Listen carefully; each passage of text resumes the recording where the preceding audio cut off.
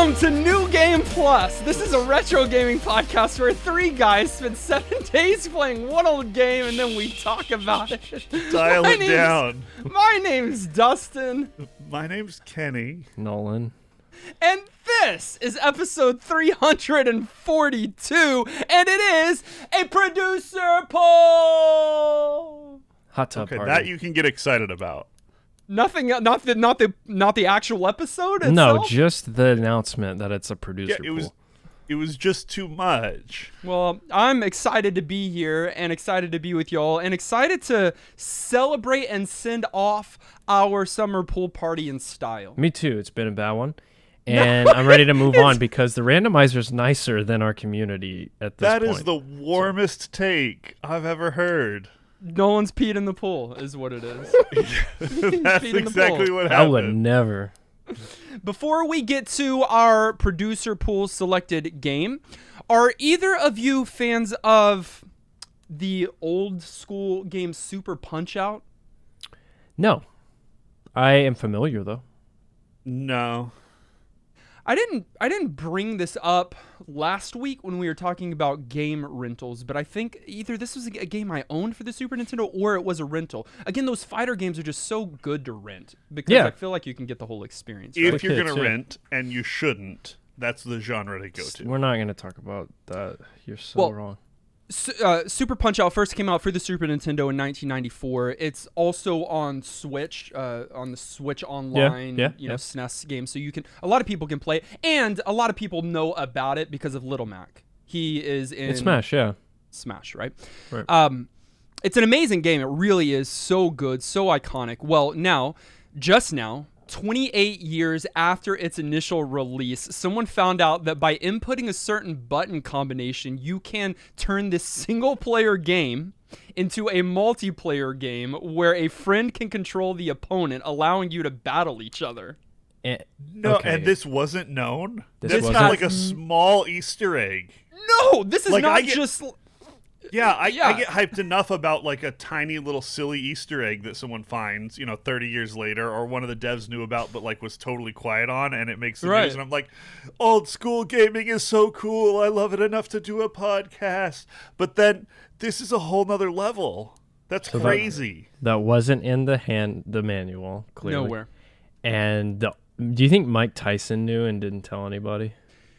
Mike Tyson was only involved with Punch-Out, not Super Punch-Out, I believe. Mike Tyson's Punch-Out. And so this is not even the Mike Tyson one. But they may have told him. That's really weird that's hidden and no one knew until now. Me thinks that it was that maybe it was just something that like the developers used to test things.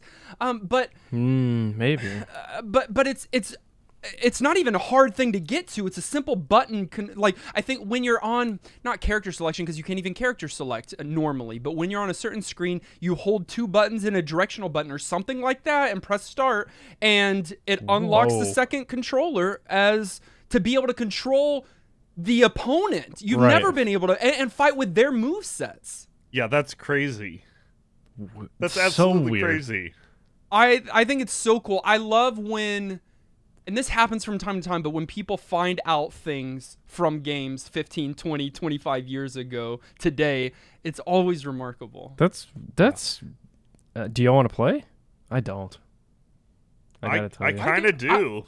I do. I want. Let's wait until it gets randomized at the end of this episode. Yeah, and then we'll toy with it. Yeah, and then we'll play with it. With this discovery, I mean, that's another puzzle solved. Like in our retro game of the week, Professor Layton and the Curious Village. Boo. Overview. Professor Layton and the Curious Village is one of many Professor Layton games, if you couldn't tell that by the amendment at the end of the title. This is a puzzle game that came out for the Nintendo DS. This thing dropped in 2007 originally overseas, but here in the States came out in 2008, right at our limit of old enough to be talked about on the podcast, which is kind of The fun. it's the newest old game we played on the podcast traditionally. Right, which is super interesting.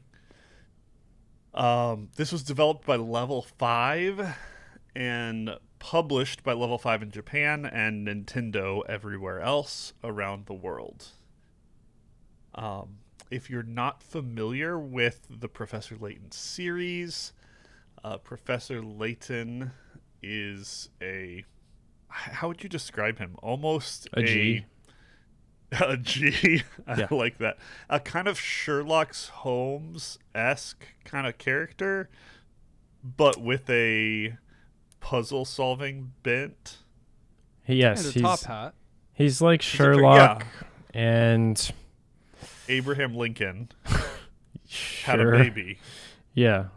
And That's Where else is the top hat going to come from? and like Mr. Feeney from Boy Meets World. Why? You can't make a He's baby kind. from 3 people. And Nancy Drew. Oh, and Nancy Drew. I really did think about Nancy Drew I this did week. too. That's a good one. That's actually a really good one. So, and also the Hardy Boys. Yeah. And a little bit like Barney, and I'll stop there. Wow. But He has one too many hugs.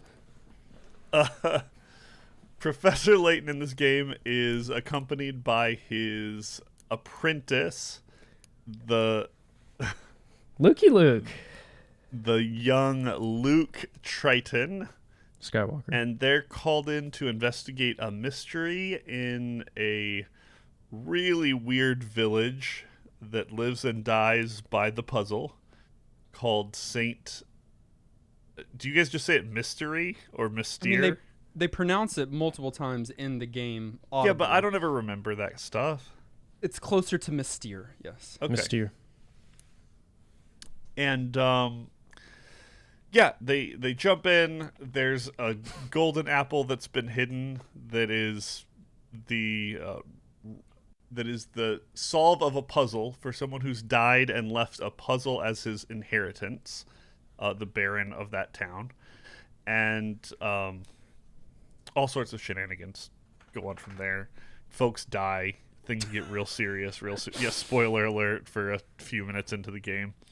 And you gotta puzzle your way into solving this adventure, and that's kind of the whole game. Given that this is the most recent game we've played, I thought some DS facts are in order, because I am aware of the console and you guys aren't really. Right. We've only played 2 other DS titles on the show. 2 or 3. I thought one. Maybe I'm wrong. We played At least 2 more. We played the sew up people with the pentagram. Yes. Yeah, the surgeon one. That one was And- crazy. And we played one other one fairly recently, didn't we? I have no Kenny? idea. This I is where you know come in, Kenny. I know we've played 3 of them because every time we've played one, I've ended up doing the first play. Then you And should I have know. distinct memories of more than one before this one.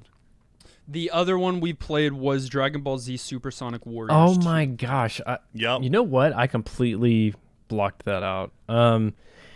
Anyways, this console is very, very interesting. One, that we can play it now and call it retro is odd to me, but this is the best-selling handheld console ever. Still. And that's after the Switch. It's the best-selling Nintendo console. And it's up there in one of the best-selling consoles of all time after Second. PlayStation 2. Yeah. only less than 1 million units behind PS2 in How did that happen? total sales. Well, and that's not even the decade-long span of like the DS era. This is just Nintendo DS and DS Lite, which was the follow-up console that was like supposedly better, like it was faster or something like that. Here's my philosophy. Some families got a whole bunch of kids in them. 1 million? Just original model and DS Lite, Dustin, could play GBA titles. I thought you'd Okay. like to know that. That was Could kind of play a GBA titles. had a Could- GBA slot in the bottom, and some DS games even utilized it, which was fun. But for me, the GBA slot was like really convenient. It was a nice quality of life thing. Was it the first handheld console that was touchscreen? That was part touchscreen? Yeah. Well, I mean, from Nintendo and that I know of in general, yeah. Yeah, yeah. I mean, So it obviously came with a stylus. And yeah. my experience, limited, is that these games games that came out on this console either heavily focused on button usage or on stylus usage. And some were exclusively one or the other, but none were like, let's make max use of both. It really seemed to me... Well, because like we played, again, very limited here, but the Dragon Ball game, stylus, you could do basically without. Like it just activates a certain thing or switches a party member in. Trauma Center, basically it's only stylus, right? And then this game, only stylus. Never once did I use in any of the buttons. There were several games that utilized both quite well, and I would say the best example would be the Zelda titles that came out. Spirit Tracks was the last one, but the more well-known one I forget the name of, but it's Wind Waker graphics, Dustin. So it's just Wind Waker graphics but on DS, and it's really good, and you use both. So those are some facts about the DS. It had a decade-long run. That was the last thing, because it had so many iterations, all the way through the 3DS up till 2014, which to me is just bonkers. It's just so much staying power. Super impressive. This game, Professor Layton and the Curious Village, was submitted by one of our producers, and it was Bruntk. So thank you for being a producer. Thank you for being a part of the producer pool in this summer pool party, and thank you for submitting our retro game of the week. Gameplay. The game starts with you and your partner. Who are you, Professor Layton, or are you Curious George? Which are you both? You are neither. You are Luke.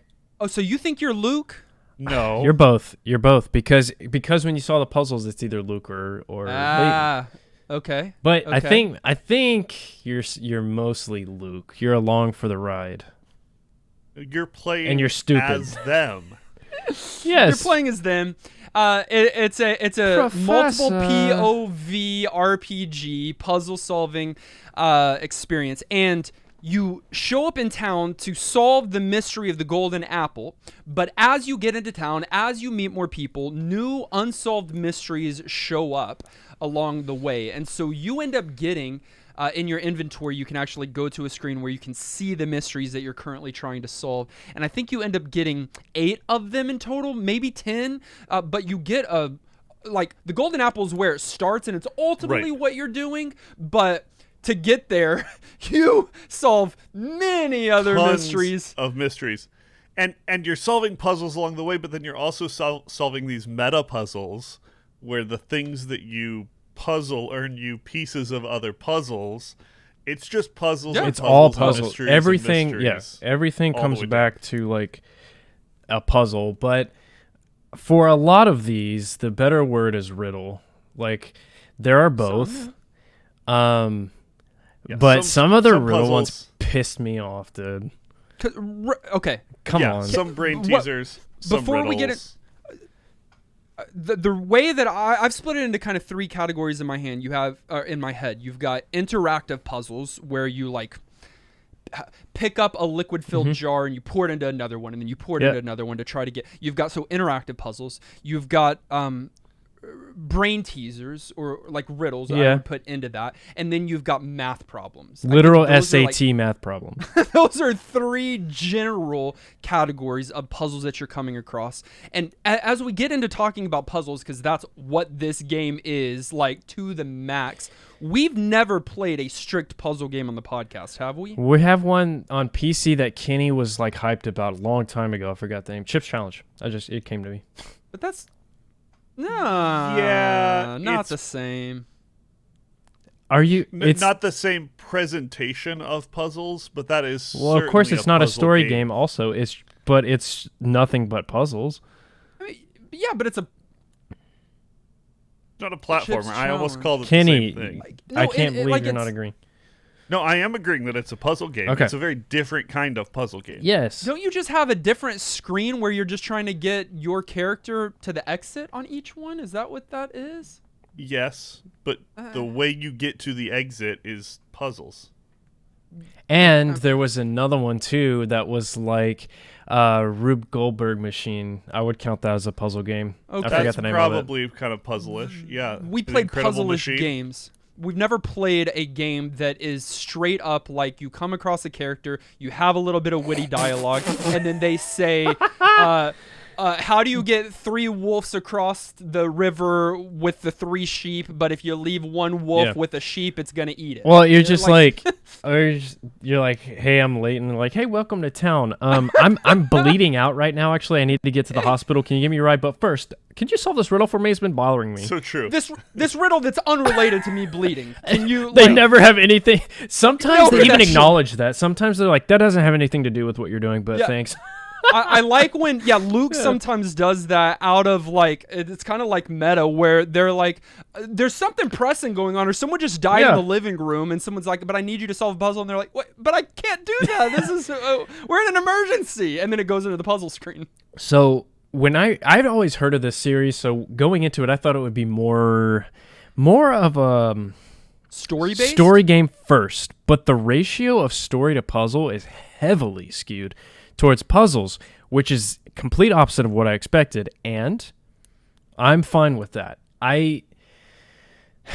They maybe went a little too heavy because it lengthens the game, but not in a way that like bugs me. Okay, the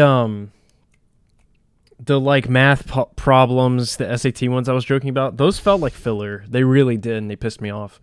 There's another category, Dustin, trick questions. There are a couple trick questions in here. I was like, don't ever ask me another question, this stupid game. Anyways, I thought I'd get a lot more story beats in between puzzles, but it's the other way around. like you get a lot of puzzles in Lot of- between story beats. Yes. And that's very, very true. And also the way that it's like the story elements are distributed amongst the game is skewed. And so like up front, you've got a good amount of story laying down. You're meeting new characters, you're finding out the world, you're like things are happening. And then there is a long stretch where it's really just puzzle solving for a long time. And then hours later, you hit the story again, and then it's kind of like story driven for the most part. So there are some moments in the game, and it's about an 12 hour game. So I put in 11 and a half hours, and I was able to I beat the game this week. Yeah. Okay. I Nice. beat it a few hours ago. I'm in the like 50, like the puzzles have numbers. I'm in the 50s right now, and I think 100 is like the final puzzle. There are more puzzles, of course, Sure. because there's hidden puzzles. Yeah, but yeah. yes, 100 is the final. So, Okay, cool. But like you halfway. only have to have solved 75 puzzles to get to the final. Because there are area. checks, right? There are like There are. I think there are 3 checks throughout. One's like 15 puzzles. One's like 50 and one's 75. Yeah. So there are some that if you hit that story beat and you haven't solved that many puzzles, you can't go through the door. You have to go find more. Talk to you have to people. go find more, or solve ones that you failed to solve the first time.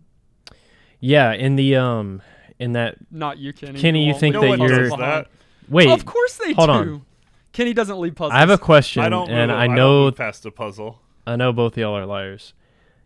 No, don't ask if we used any guide or outside Ask. source. Wait, that's not what I was gonna ask, but you better not have. Kenny, did you get 100% like picker rats?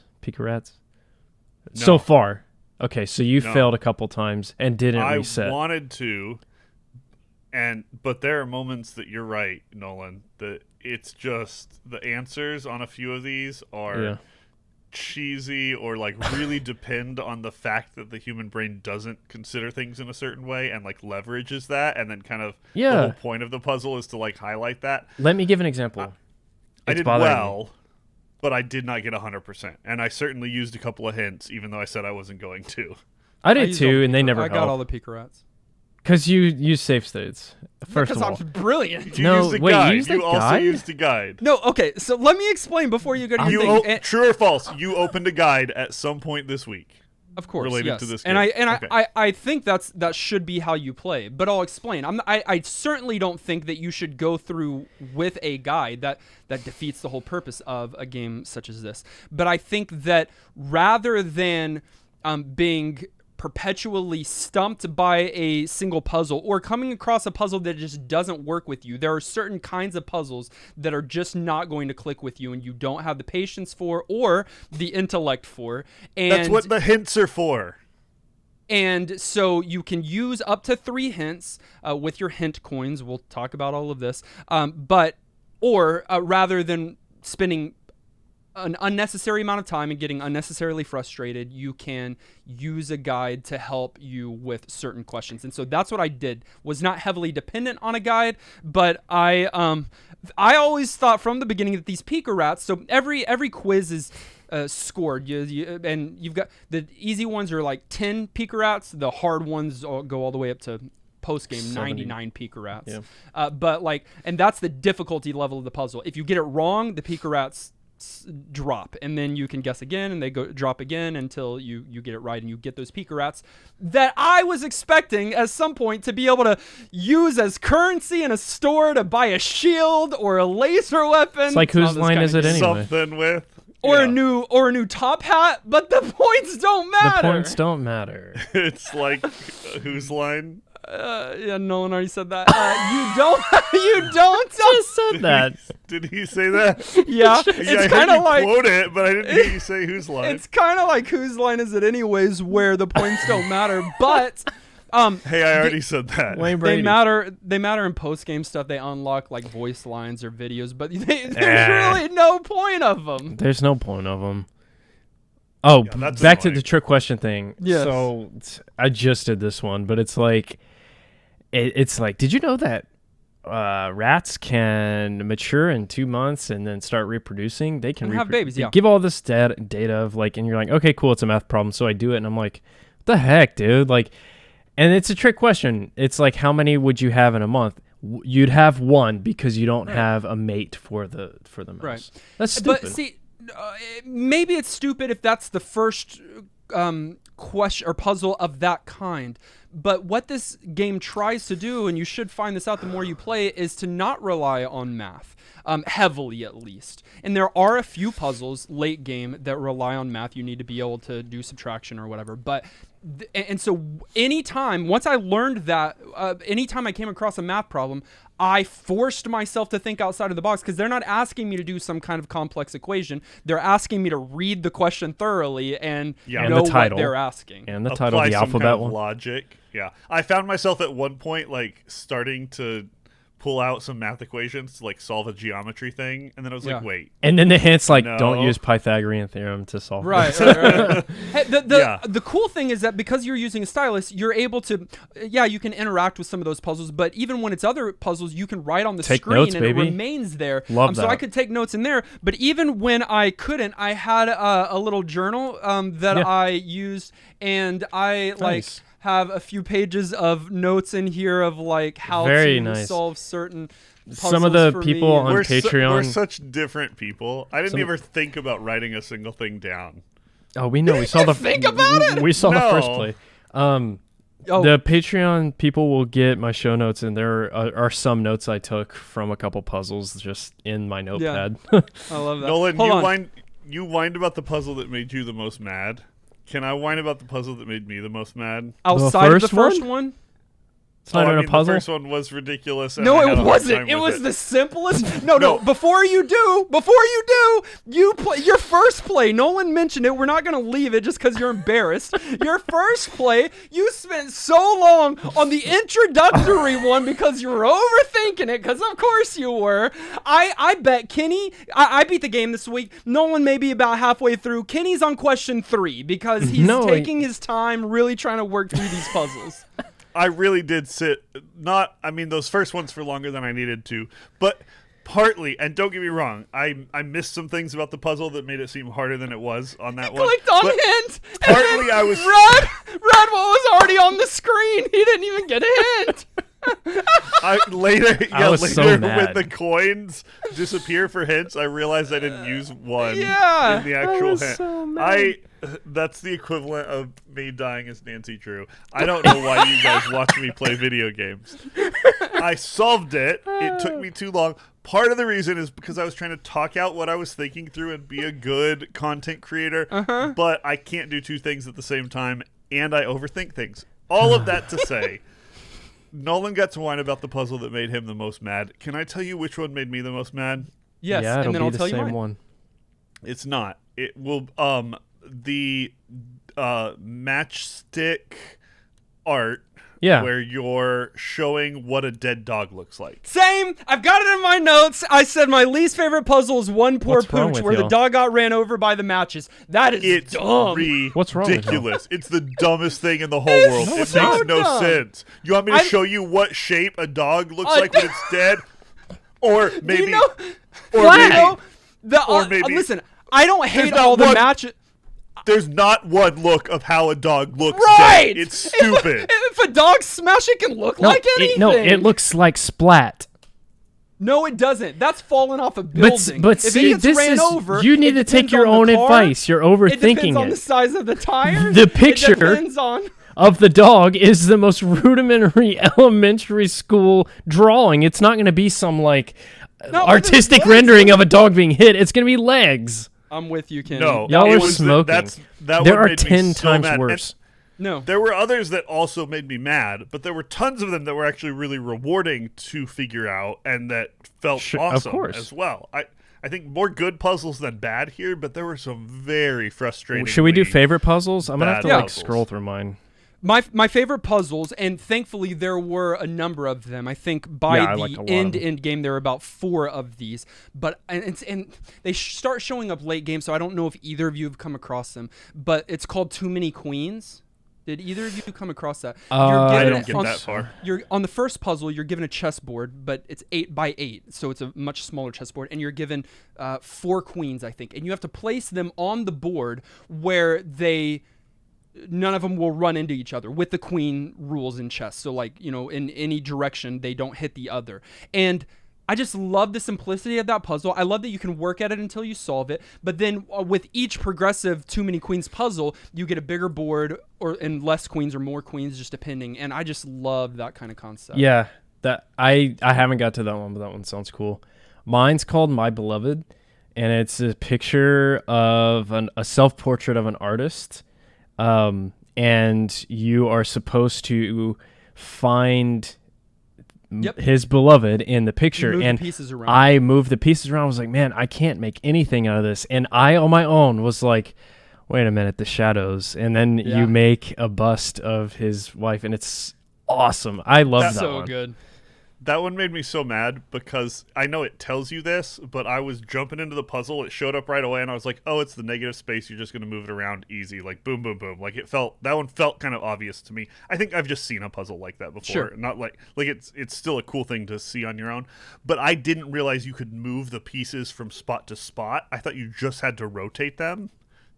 Yep, that's not going to And work. you can't find anything that's anything when you do that, and so I got a little when you do frustrated the with puzzle that one. won. Yeah, when you do the puzzle wrong, you're not able to do Absolutely. it. No It's hints on that one, crazy. by the way. I just Nice. struggled. So we're talking about hints. You're able to use hint coins that you find along the way to get hints. You can get up to 3 hints per puzzle, and they really do help. I love that they include that system. The last So- one helps. No, depending on the puzzle. Depending on the puzzle. certain ones Sometimes the help. first hint is literally the description of the puzzle, and I'm like, Right. come on. It's like, Sure. sometimes the first hint is read it again. Yeah, No, yeah. I already read it again. I spent But money the for last that. hint is also too strong sometimes. It's like, Sometimes. here's the answer, and it's kind of obnoxious too. It's a a cool system. Yeah. Hints are a hard thing to write well. Like, I totally get that, but yeah. And the I don't coin know. collection I like is cool. I like the concept of the system. I didn't love the implementation just because here's the thing. You got to hunt for these coins. Okay, yeah. And- I've been and trying to what get that- to it for a while, and y'all been interrupting me. What that so you just say well, it. I'm there, and I'm stealing your thunder. What that means is you got to click It's pixel hunting. You're clicking randomly everywhere on the screen, and you don't feel like you want to It miss is, any. Nolan. Not pixel But hunting. I mean, Of course kind it of. is. No, Click it's, it's click the obvious things. Trash cans. No, paint. sometimes it's not obvious. Sometimes you get hidden puzzles. Sometimes you get something that looks like it's going to be obvious, but then it pops up with a little text box instead, which slows everything down and is frustrating, and you got to get rid of it. It was a fine idea. The implementation ended up feeling really, really onerous to me and kind of as a distraction. See, I don't I need think hints it's- that much. I didn't use any hints. I think it's Cheated. fine. I don't love it, but having a hint system is good, and so connecting it to coins, and it gives you a lot of coins, and you start to discover that on each new screen there's 3 new coins. There's 3 coins, and so you're not like needlessly searching, because after a while you kind of discover there's going to be 3 here, or likely there to be 3 here, and so after a while, it became easier. But I agree more so with Kenny in the sense of it's not always obvious. I mean, sometimes it's the bottle that's on the screen or the trash can. But as it gets later and later, I mean, it's the cobblestone among all cobblestones. It's the random spot in the water. Like, it's not always clear where to find the coin. Oh, well, I quit looking for them, I guess. Because, like, I mean, I would click on things that I knew for sure, like, okay, coins there. Sure. But I like I said, I don't need hints like Kenny needs. I did not want to miss a single coin.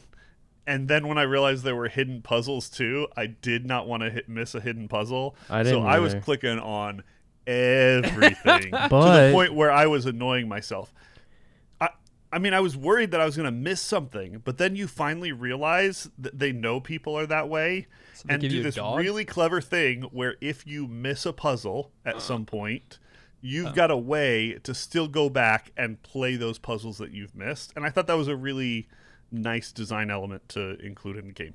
Yeah, I think everything here is thought out. Like you said, based on the story beats, sometimes you can no longer go back or talk to a certain person, so you could miss a puzzle that you missed the first time.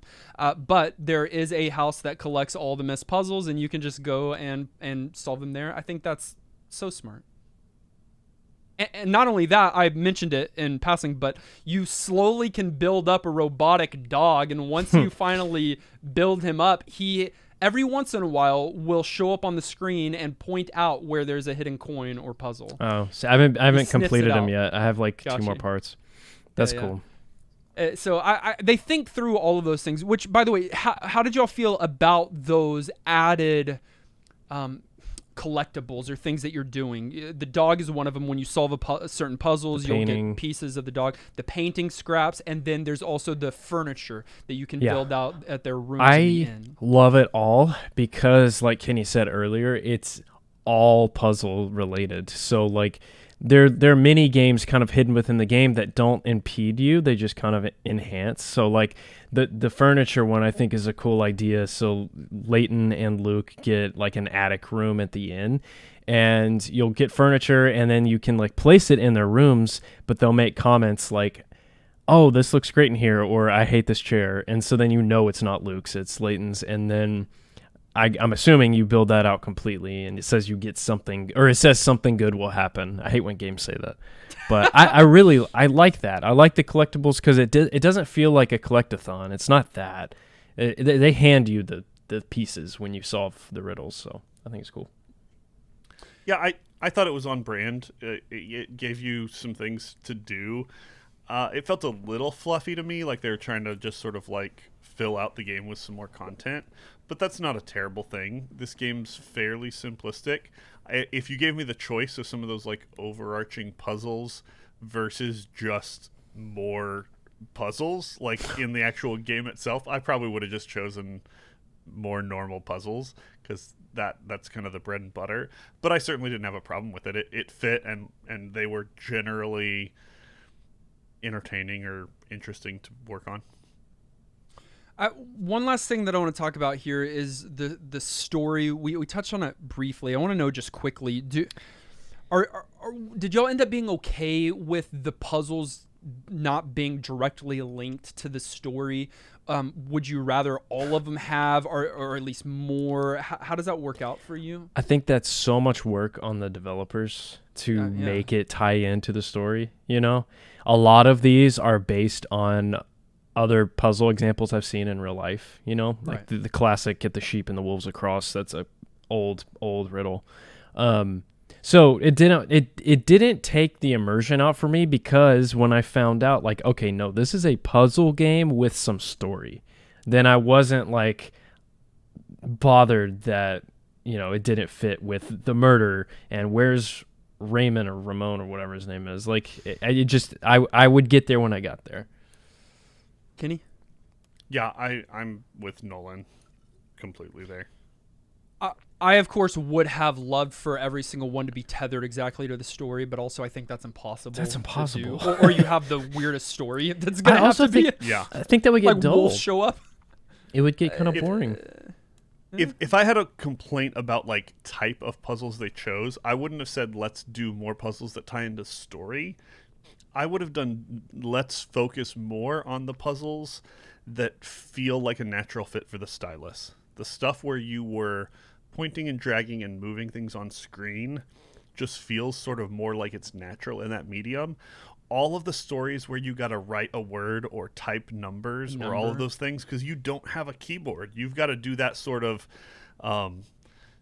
back in the day, almost Palm Pilot style, kind of like write the number in or the letter in and hope that it translates it correctly, sort of interaction. And that just feels, I don't know, kind of out of place and a little bit dated to me. And so I wish they'd done less things that depended on that if I was tweaking what kind of puzzles they did, and more interact with the things and move the things, or find a way to even pull an answer by circling or pointing to it or underlining it or something that's tactile and not written, because it just feels kind of immersion breaking for me. Which they often do, circle the answer or whatever. But yeah, I understand that, because I mean, my 4s were always registered as 1s or 7s or anything else than a 4, because I pick up my stylus for 1 second, you know. But Kenny, did you sometimes do this? So I just wanted to know, did you read the story? Like ahead? Not ahead. Like further than where I had gotten in the game? Yes, for the sake of the podcast. Yeah, I did not this time. Okay. I usually do when I feel like it's important for me to like get it or be informed. Since this one was all puzzles and bread and butter, and because I was enjoying myself and thought there was a good chance I was going to go back and finish this naturally, I didn't want to spoil. So I'm only, I don't know, a third of the way through the story or so. I don't know really how far, but I don't know what actually happens here. And Nolan, you didn't play this game growing up. You bought the game this week at your local store, so you've been playing it on your DS. So I'm assuming you didn't know the story, and I'm assuming you didn't read the story. Read into the story. No. Okay. No. I just wanted to make sure, because, like I said, I finished the game a couple hours ago. Oh, well, I wouldn't have done that anyways. I'm just saying I finished the game a couple hours ago, and I cannot express to you how, because I know it doesn't feel like it right now, probably, but this story is remarkable. Really? And it's hard to know that, because you get a taste of it up front, so you're like, okay, this could be good, but then it doesn't do story for the longest time, or at least a lot of story, and so you might just think, it was a setting, you know, and or maybe it was good world building or whatever, but now it's just puzzles. It could feel that way, because there's a huge lag after the introductory sequences. But then it picks up again, and it carries you to the end, and it is so good, in my opinion, so rich, emotional. In the right, I'm playing a puzzle game, and in these last sequences, because you got a few of the animated sequences which are beautiful, and we'll talk about. They're really well done, yeah. But some of those in some culminating moments at the end, the story here was unexpected, rich. I absolutely adored the story element. I wish it didn't lag and that it kind of carried all the way through, but the power punch at the end, if nothing else, makes it all worth it. You're making me want to just go back and finish this even more. And you say that like there wasn't still story. Yes, the story itself slows down, but even in the middle of that sort of lull of just like puzzle, you really are. You're getting this world building and the story of like who this town is and who the people are and the unique characters and different visuals and the way they speak and the all of that is still happening right in front of you, and you're discovering it. So I don't even think it's that bad at its worst, and at its best, it's really rich look and feel and storytelling for a lot of reasons. Aged. I love that they went all in on touchscreen. New technology. It was the thing. It's the thing to do, but a lot of DS games didn't. They would use it, sure, but this was new technology, and it's a new way to game, and it made for such a cozy gaming experience. Like, I've played games like that on the DS, but man, it just works here to not have to worry about the freaking upper half, the D-pad and the buttons. I really like that they utilized the new technology at the time, which was quite revolutionary. Partly though, Nolan, that's because you're playing on real hardware this week. Those of us that didn't have our DS, we still had the hurdle a little bit of I get this that. should feel like touch, but I'm doing it with a mouse. Now, it wasn't a distraction. It played relatively easily translates there. I was going to say, how much better, though, than having to Right, also press buttons. It felt a little foreign, but it was fine. I say that just to point out that is an aging factor, and that if people are gonna play this game, my recommendation is real hardware, or if not, grab the smartphone, the mobile port. the HD port that's touch based for your phone. That's probably gonna be the most like natural feeling way to play this game today. Something else, I'm so fascinated that we're at DS, so I don't know if y'all know this, and I think I'm going to get some hate for this. DS and later iterations had one of the most, in my opinion, bloated catalog of games of any console. For our community loves to stand the DS, and for good reason. There are fantastic games, but I'd argue for every fantastic game, there are 3 poopy trash titles that are like, really, this exists? Like, I could buy that. When you said the full run was like 10 years, you're bound to have a huge collection of bloatware. Yeah. Well, it was popular. Folks are going to try and milk that. Let's go back to Barney for a second. Let's not. But but there, I can see someone making the case that a lot of DS games that you'll be just browsing the catalog and be like, what? You'll be like, that's a baby game. And interactive touching, I see the market there, and it never registered for me, but there's a lot of like very young, like not even edutainment, just why does this exist kind of game. I don't know why I bring this up other than to just inform you guys that it's just, I've always thought it's got fantastic games, but then you've got some weird ones in there too. And this was kidding. One that I judged based on its cover because I thought, it looks like a kid's game, and I didn't play it. That's why I didn't play this game.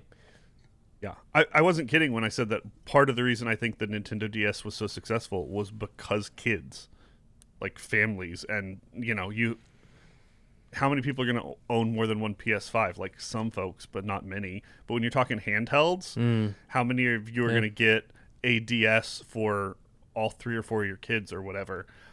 A lot more. And because of that, because that handheld is a popular demographic for kids, I'm not surprised that you see a bunch more of those just sort of like low-hanging fruit, didn't try hard, and pointed towards a younger audience kinds of games. We're getting off topic there, though. Let's talk Layton. I've been talking Layton Punk.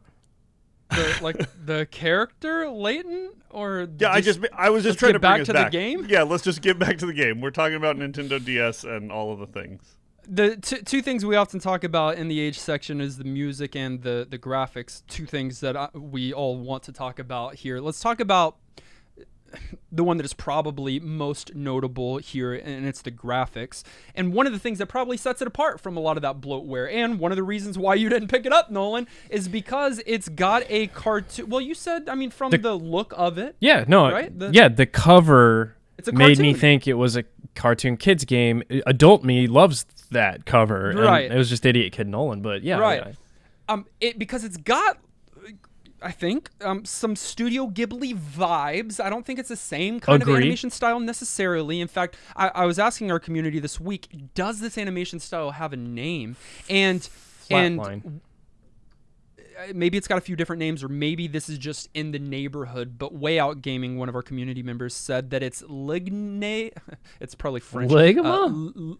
No, Oh. ligne claire, which means clean line or flat Clean line. line, Is, okay, is what yeah. you said. And it's an art style that was actually created in The Adventures of Tintin. And Nice. so it's Okay. a very comparable style, and I think it falls into that category where, I mean, it's animation, but it's solid lines, solid colors, not like Hatch Crossing or anything like that. Very it's stylistic. You know what it reminds me very of, Dustin? stylistic. You read recently that kid series, A Series of Unfortunate Events.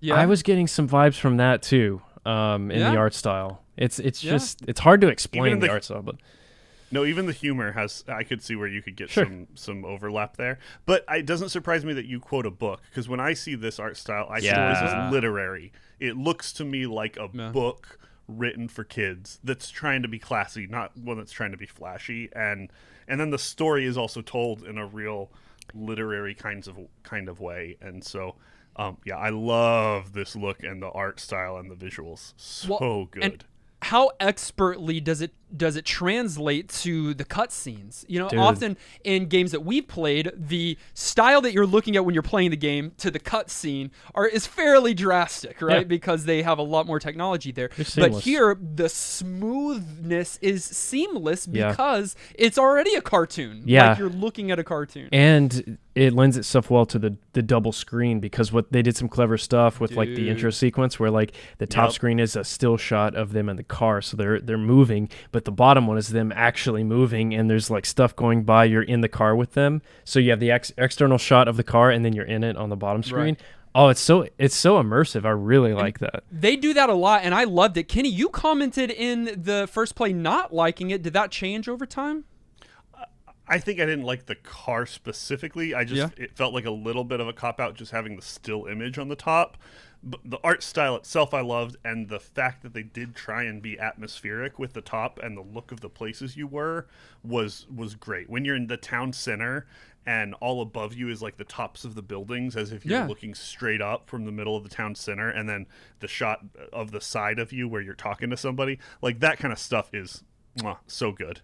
It served as a map when you're traveling around town, but Yeah. also that top screen sometimes when you're in certain areas just had a piece of artwork. I mean, that was Yeah. thematic to what was going on, but that was some of the most beautiful pieces, set pieces of the entire game to be able to look up there. And I thought it was a great use of that. And then, like you said, Nolan, they often, not only did they have it separate, sometimes they would, and I'm sure they've done this in other DS games, but if they were doing a panning camera shot, there's a tower Yeah. that is in the back of the town, Yeah. and it is a centerpiece. And so sometimes when they would look and the camera would pan down, the tower would start at the bottom, but and would scroll up to the top, and they would use both of those screens so remarkably well. It was I loved having that top screen just as an art piece throughout So this good. game. The graphics are they're nostalgic. I don't know why, they just are. They're so good. Yeah.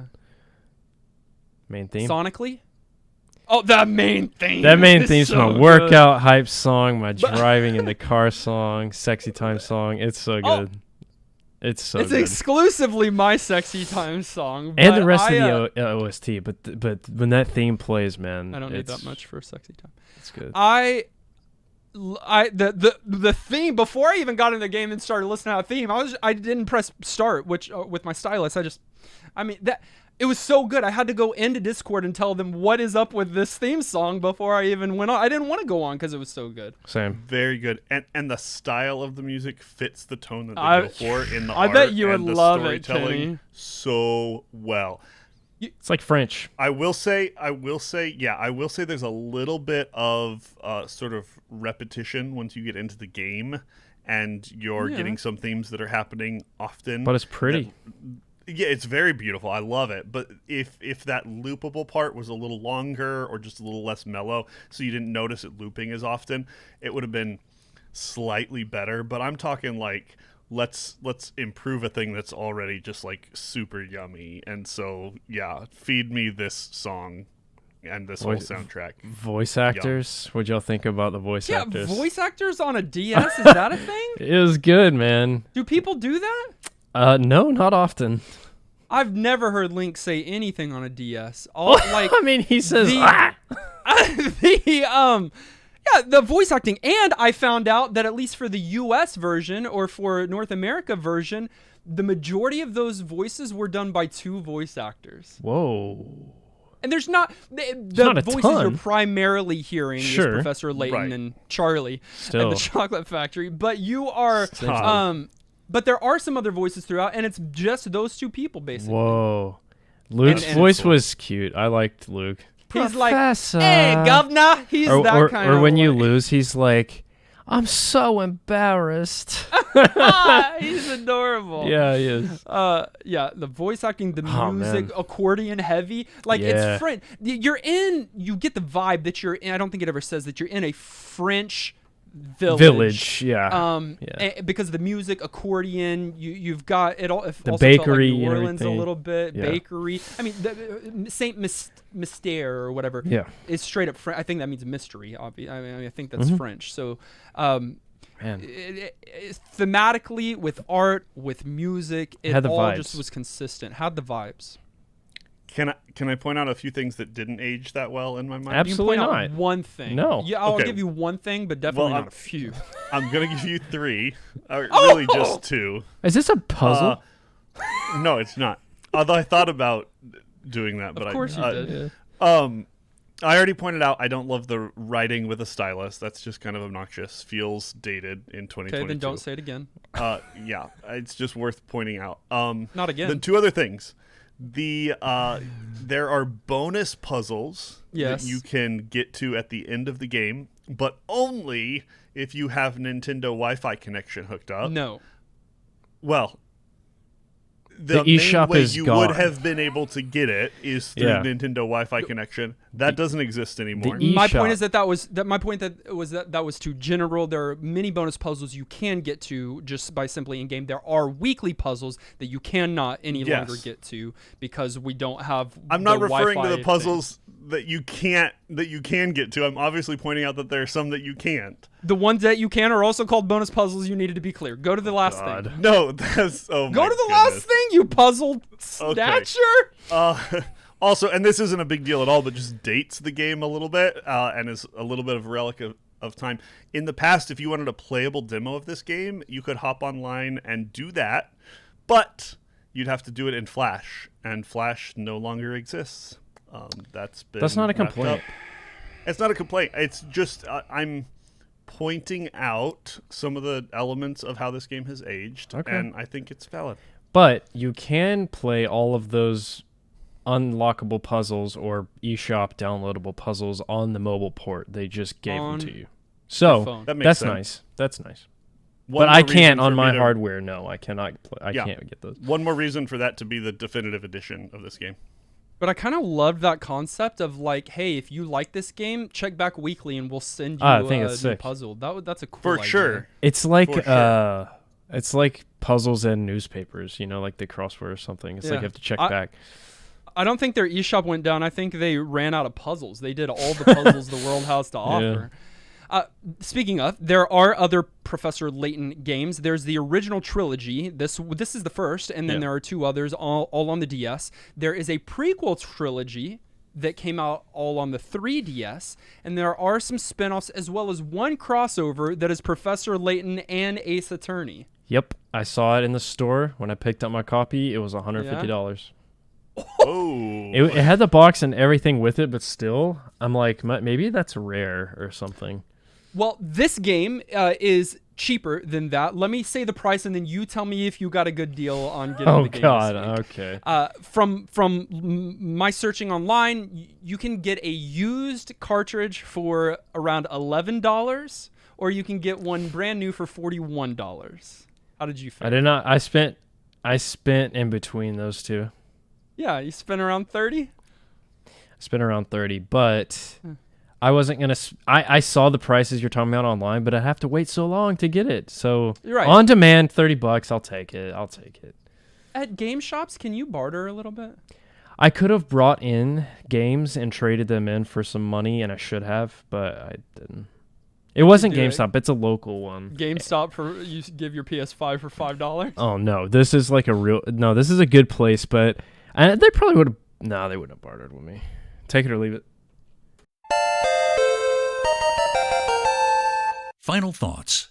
At the end of each and every one of our episodes, we determine whether or not the game gets our vote for New Game Plus status, which is our general thumbs up or thumbs down. It does require 2/3 of the vote to swing one way or the other. Professor Nolan, how did you feel about this game? I have the diabolical box reserved at said game shop. I'm head first, boys. New series unlocked.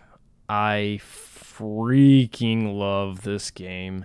I love that it is a perfect quick hit game. It's a perfect portable game. They were in the GBA era. We got a lot of games that were handheld because they were on a handheld console, but they were like RPGs or games that you would play on a home console that you'd have to like hard pause and come back to later, which is fine, and a lot of good games because of that. But this one truly feels like, okay, like I'll just close my DS, put it in sleep mode, do 3 more puzzles, progress the story. Okay, I need to get back to work. You know, like I had a blast, and I love the style of these games that I'm clearly going to beat this one and keep playing them. Layton forever. So that's one yes, Professor Kinney.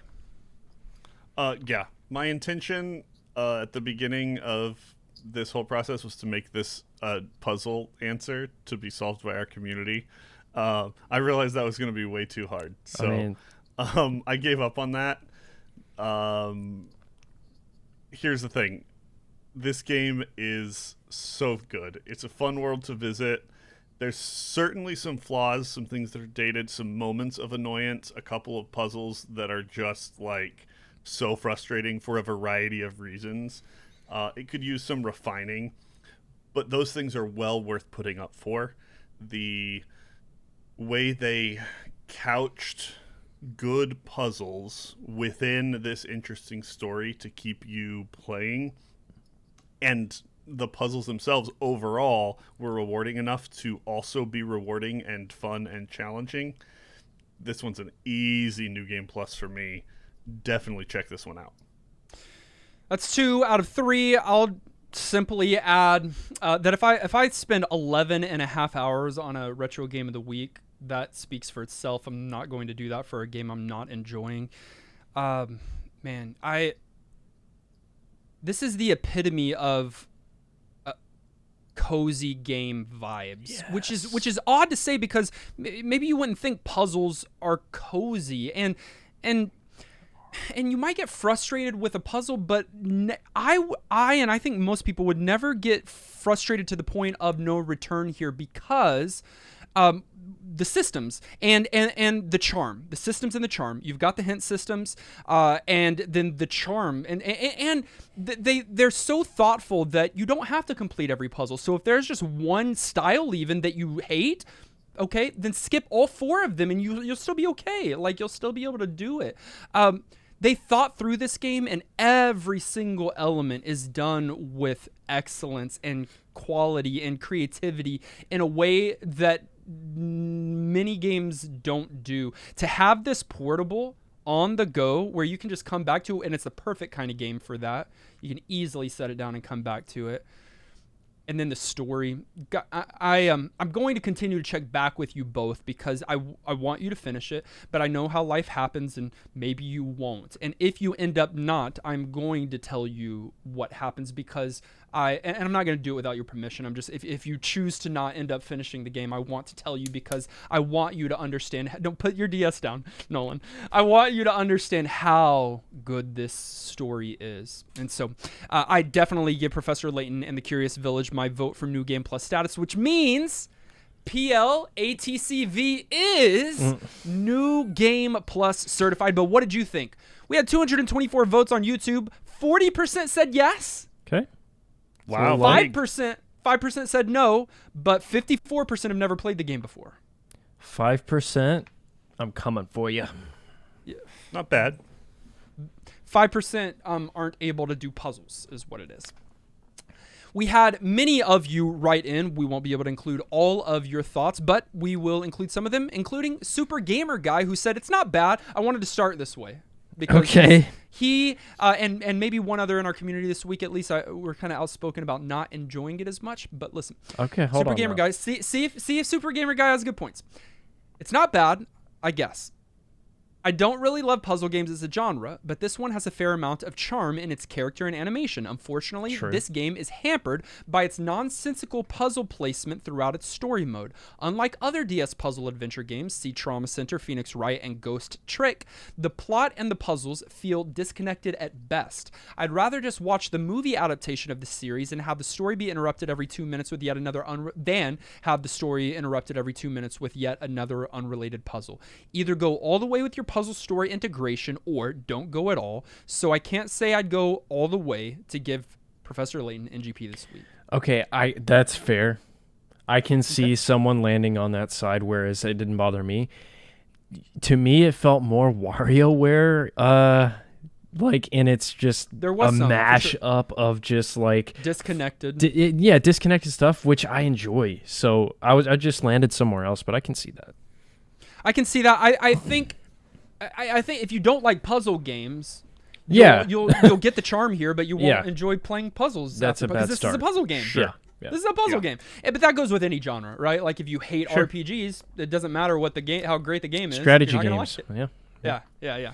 Jay said, well, here it finally comes. After the last DS game on NGP, hearing you guys call out DS as a console with the worst games, worse than GBA, I tried to make a train Just to show reiterated you that. guys how wrong you were. Oh, my despair was great as I saw the train die down and my joy coming when I saw I still had an ally. This game is the very first of 7 episodes filled to the brim with charming characters and locales, the music sounding just as curious as the village and its mysteries. But the series is all about its writing and brain teasers, everything revolving around those, and I can remember getting stumped many times because I didn't want to use hints just to notice later on how much harder I tried to think when the solution was right in front of me. This series is something I have yet to finish, and yet I still instantly became a fan. I'm ready to bet that this game will be getting an NGP, that's for sure.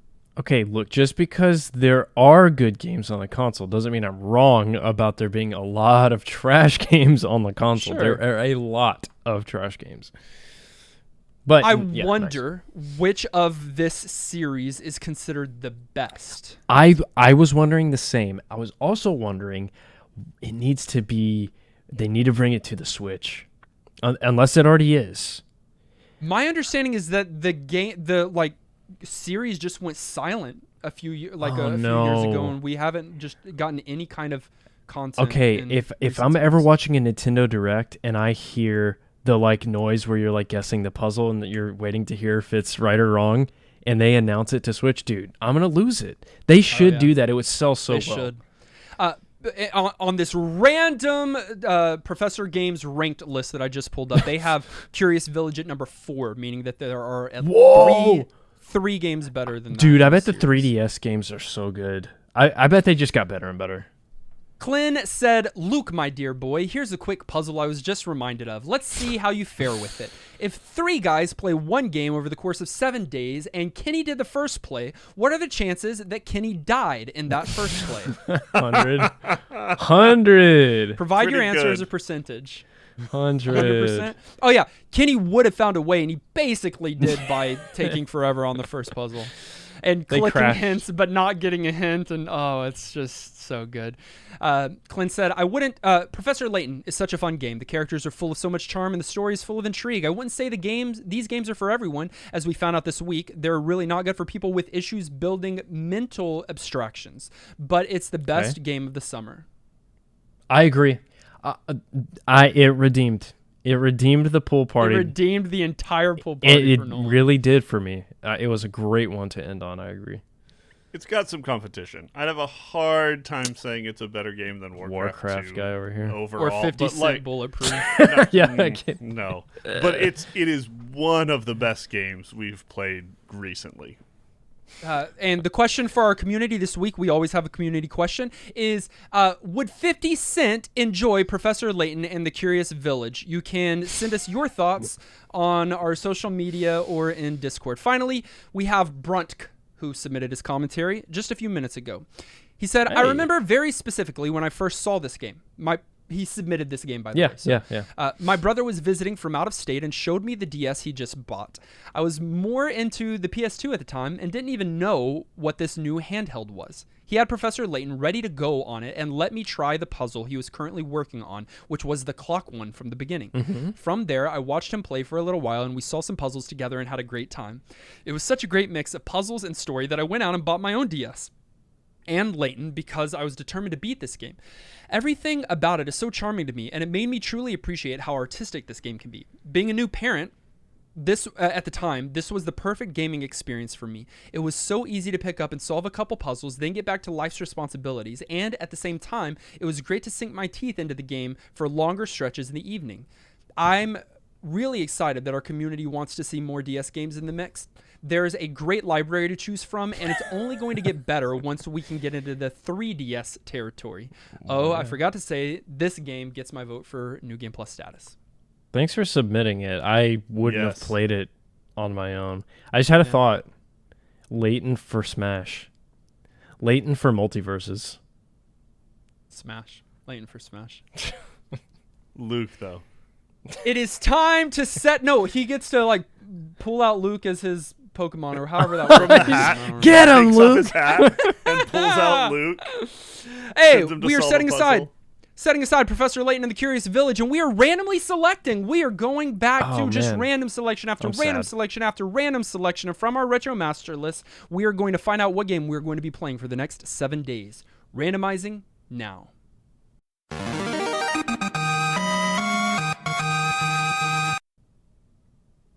We're going back in time to 2001.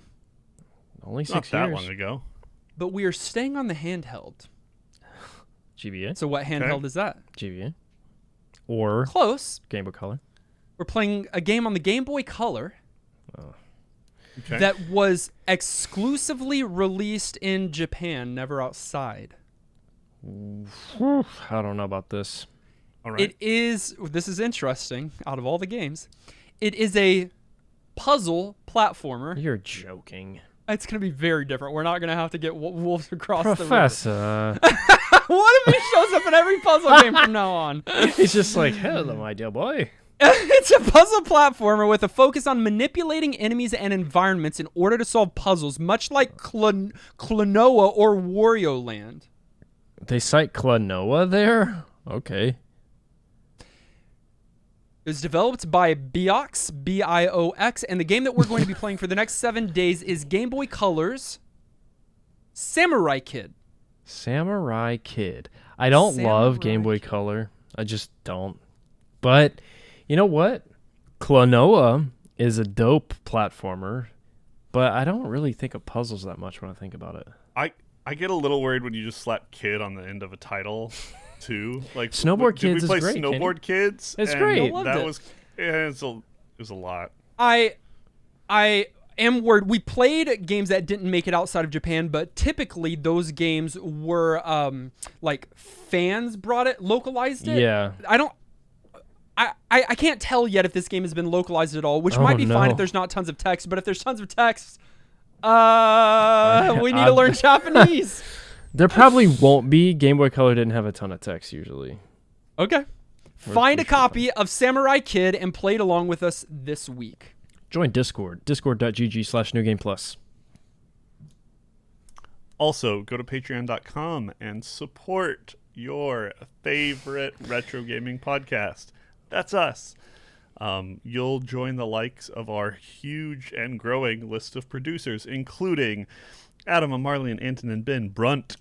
Thanks, by the way. Captain Protein, Dan, DH Bowser, Francesca, Gimbin, Jerry, Joey, Jordan, J. Robert, Justin, Quinn, McNatt, Corey, Maxima, Mr. Lattes, Nawal, Sajin, Shauna, Tao, Thomas, Unbelievable, William, and Zion. Thank you guys so much. Shout out to Anthony for joining us as a patron for the first time this week. And of course, to our wonderful director level supporters, Bro Jim, Carlisle and Shane. You guys are Professor Laytons. You're the answer to our puzzle. Like, That's, come on, that's there's so better. many things. Yeah, you're our curious village. You're our hint coins. You can find us on social media, Facebook, Twitter, Twitch, TikTok, and YouTube. All of those links are in the show notes below. I did see a review this week. Thank you for reviewing. We greatly appreciate that. It was from someone named Foxtown Cliffs, and the reason why I'm calling this one out is because the title says, great podcast, and then the subject says, Dustin, Kenny, and Nolan are a great team, with each bringing unique experience in gaming. They are not experts in gaming history, but they are three brothers from another mother who love gaming and the bonds that gaming can make, and sharing their experiences with retro video games. Keep up the great work, guys. They go on just a little bit more, saying very nice things. 1 star out of 5. For real? Oh my god. So funny. Hey. We've got a lot. I didn't realize this, both on Spotify and on Apple Podcasts. We've got a good amount of ratings. Our Apple Podcast ratings is not a solid 5 stars though, because there's been a few people. There's been 1 or 2 that got mad at us because I don't even remember that we said we did something and they don't believe we did. Like we completed a game too easily or something. It was seriously like this. But then because of this person who accidentally clicked 1 star instead of 5. Was it an accident? Or do they Of course really they said. Or do they really just think we could be that much better? No, they said only nice things nonstop and then gave us a 1 star. They didn't say So I wanted to perfect. call it out. Foxtown Cliffs, which is probably your real name Change if you're your listening to rating. this. Go and change your rating. You can listen directly on any podcast provider of your choice. Make sure you subscribe so that you're the first to get new NGP episodes. And while you're at it, do what Foxtown Cliffs did and leave a kind rating and review. Our video episode was edited by our friend Dylan. Our audio episode was edited and produced by our friend Dan Willett. Join us next week as we play Samurai Kid. Until then, I'm still the golden apple. I still can't handle any of the things that you say. I'm Foxtown Kids. What is Foxtown what? Village? I'm Foxtown Cliffs. And this has been a puzzling episode of New Game Plus.